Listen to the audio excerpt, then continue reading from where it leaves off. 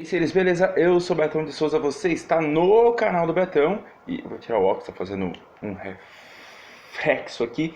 O vídeo de hoje, na verdade, vai ser um vídeo curto, um vídeo opinativo sobre tretas que estão rolando na política nacional, essa coisa maravilhosa que não serve para absolutamente nada a não ser gerar memes e roubar o nosso dinheiro. Olha só que beleza. E esse é um quadro que faz parte do Porquê Anarquismo. Portanto, vocês vão ouvir a música maravilhosa do Ordeiro da Revolta, pelo menos um trechinho. Bora lá!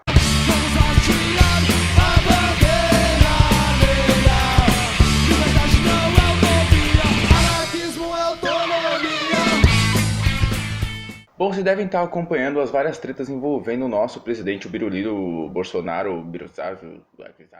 Eu tenho uma opinião sobre isso que eu queria dividir com vocês, que se trata apenas e tão somente de disputa de poder. Por quê? Veja bem, Bolsonaro venceu as eleições se dizendo outsider, se colocando como alguém fora do sistema, um antissistema, etc, etc. Mas é muito complicado você acreditar que um cara que é deputado há mais de 30 anos é alguém que está fora do sistema. Meio que não faz sentido, porque se você é deputado, você está dentro do sistema político. Ainda mais pensando sobre os muitos partidos do qual o Bolsonaro fez parte, né? Sendo que o partido que ele mais fez parte durante esse período todo aí que ele está na política foi o PP, o partido do Maluf, e que fez parte tanto da base aliada do Fernando Henrique quanto da base aliada do Lula. Pois é, meus queridos, eu estava lá, eu lembro. Bolsonaro fazia parte da base aliada do Lula. Bom, isso quer dizer que o Bolsonaro não é anti-establishment. E ele se torna presidente com esse papo e fazendo uso tanto das mídias quanto do sistema jurídico brasileiro para se tornar presidente. Então ele não só não é anti-establishment, como ele é um fruto do establishment.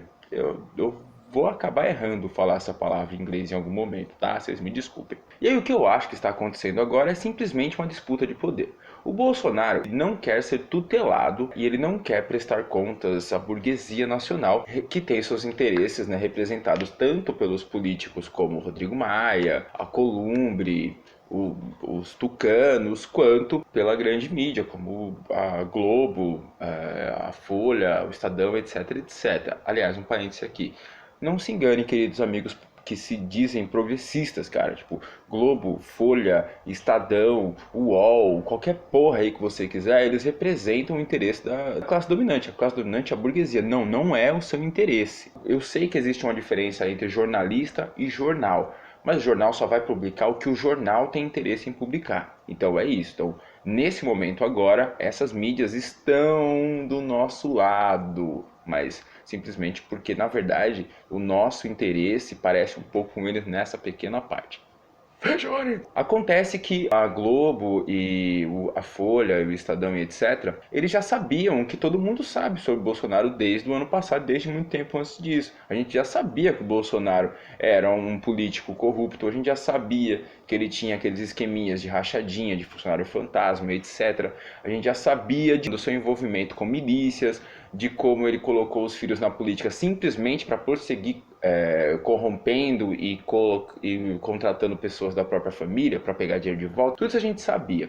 E eles também sabiam. Agora está vindo à tona, porque agora há uma disputa. Olha o gato passando. Há uma disputa de poder entre a ala bolsonarista e a grande mídia. E essa disputa de poder é própria desse sistema terrível que a gente chama de democracia representativa. O cara é eleito e o cara não pode sair do que o sistema estabelece para ele.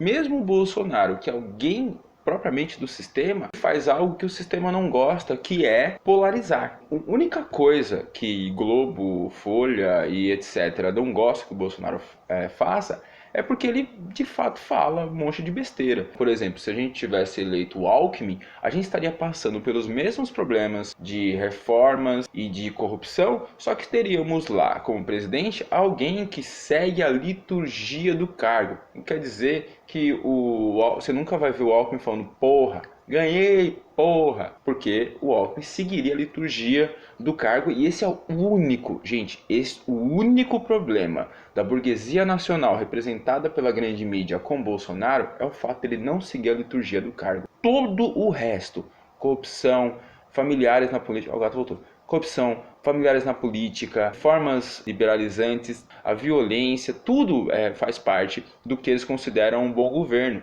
O único problema é que o cara não pode falar. E aí que tá, o Bolsonaro, ele conseguiu se tornar melhor representante da burguesia pelo fato de que ele falava o que uma boa parte do eleitorado brasileiro queria ouvir naquele momento. E que agora, nesse momento, já está se sentindo um pouco, eu não sei se eu vou ter a moeda. Então o que está acontecendo agora é um jogo de truco, cara, em que uma parte meteu truco, outra parte no 6, 9, 12, só que, que esse jogo de truco não acaba no 12, ele vai seguindo. O Bolsonaro vem batendo no STF já desde do caso do Flávio e tal, né, e acabou conseguindo o que queria. O Toffoli, depois de Gilmar Mendes, congelaram o caso do Flávio.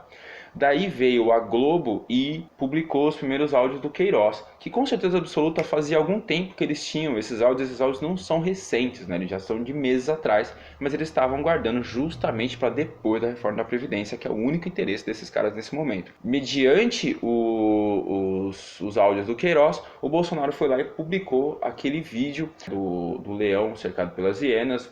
Meu Deus do céu, esse vídeo é maravilhoso, não sei porque ele apagou. Em que ele colocava um monte de gente como inimigo dele e tal, né? Uma retórica, e aí que a gente pode voltar essa retórica de eu contra todos até em regimes fascistas e tal, e etc. Por quê? Porque o regime Bolsonaro é neofascista e ele utiliza muito, tanto das imagens como da forma de falar de regimes fascistas do século passado. Daí ele lançou esse vídeo, a Globo foi lá, lançou mais um áudio do Queiroz, ao mesmo tempo em que divulgou uma parte da investigação do assassinato da Marielle. E aí o Bolsonaro, metendo um 12 ou sei lá, ele vai lá e retruca com a live dele de 20 e poucos minutos e tal, em que ele está completamente desequilibrado. Qual que é a disputa aí? A Globo e o establishment querem tutelá-lo e ele quer ter um pouco mais de poder. O que eu acho que vai acontecer é que ele, não tendo o apoio da burguesia, ele vai se fuder. Então eu acho que ele vai baixar o tom em algum momento, sim. O que ele está fazendo agora, na minha opinião, é tentar esticar o máximo possível o limite dele. Me parece que essa é a grande sacada do bolsonarismo, fazer absurdos, né, jogar o limite lá na frente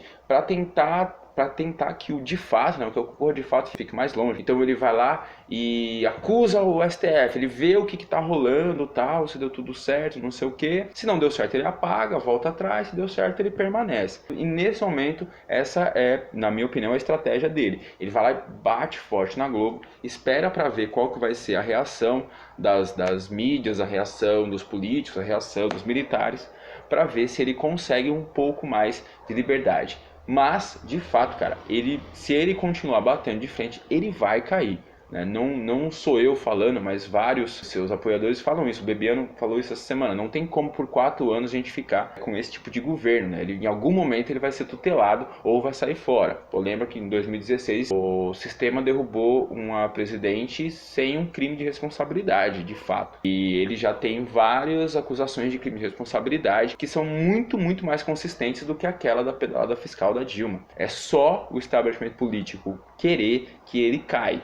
Então eu acho. A não ser que ele seja realmente muito burro, que eu duvido que ele seja tão burro assim. Eu acho que ele é um pouco ignorante. Mas ele não é tão burro, ele sabe sobreviver, ele tá muitos anos na política. Que ele em algum momento vai estabelecer esse limite no qual que ele vai achar que é vantajoso e ele vai permanecer esses próximos anos aí.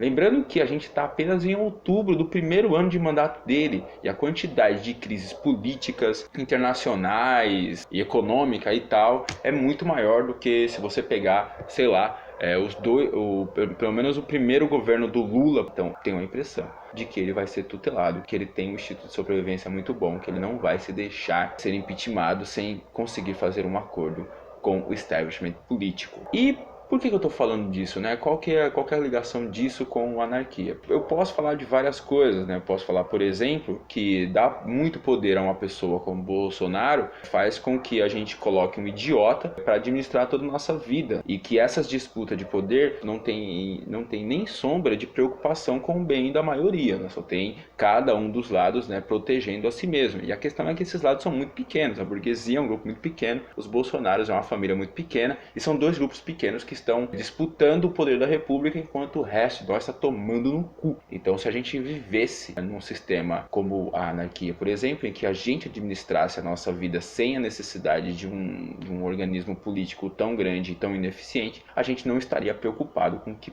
porra o presidente e a maior rede de televisão no país estão conversando. A gente cagaria para isso. Esse era o vídeo que eu queria trazer para vocês hoje. É apenas um comentário do que está rolando, mas eu não queria deixar essa semana em vão, beleza? Espero que tenham curtido. Abraço.